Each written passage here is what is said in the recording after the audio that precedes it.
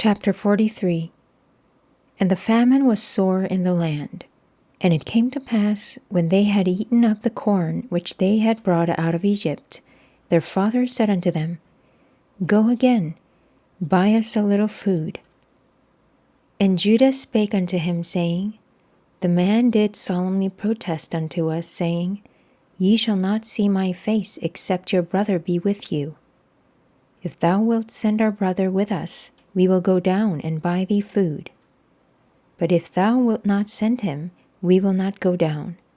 For the man said unto us, Ye shall not see my face, except your brother be with you. And Israel said, Wherefore dealt ye so ill with me, as to tell the man whether ye had yet a brother? And they said, The man asked us straitly of our state, and of our kindred, saying, Is your father yet alive? Have ye another brother? And we told him according to the tenor of these words. Could we certainly know that he would say, Bring your brother down?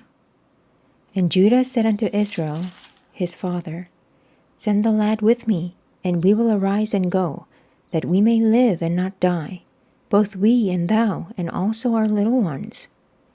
I will be surety for him. Of my hand shalt thou require him. If I bring him not unto thee, and set him before thee, then let me bear the blame forever. For except we had lingered, surely now we had returned this second time. And their father Israel said unto them, If it must be so now, do this. Take of the best fruits in the land in your vessels, and carry down the man a present, a little balm, and a little honey, spices and myrrh, nuts and almonds. And take double money in your hand, and the money that was brought again in the mouth of your sacks, carry it again in your hand. Peradventure it was an oversight. Take also your brother, and arise, go again unto the man. And God Almighty give you mercy before the man, that he may send away your other brother and Benjamin. If I be bereaved of my children, I am bereaved. And the men took that present, and they took double money in their hand, and Benjamin, and rose up, and went down to Egypt, and stood before Joseph. And when Joseph saw Benjamin with them, he said to the ruler of his house, Bring these men home, and slay, and make ready, for these men shall dine with me at noon. And the man did as Joseph bade, and the man brought the men into Joseph's house. And the men were afraid, because they were brought into Joseph's house. And they said, Because of the money that was returned in our sacks at the first time are we brought in, that he may seek occasion against us, and fall upon us, and take us for bondmen, and our asses. And they came near to the steward of Joseph's house, and they communed with him at the door of the house, and said, O sir, we came indeed down at the first time to buy food.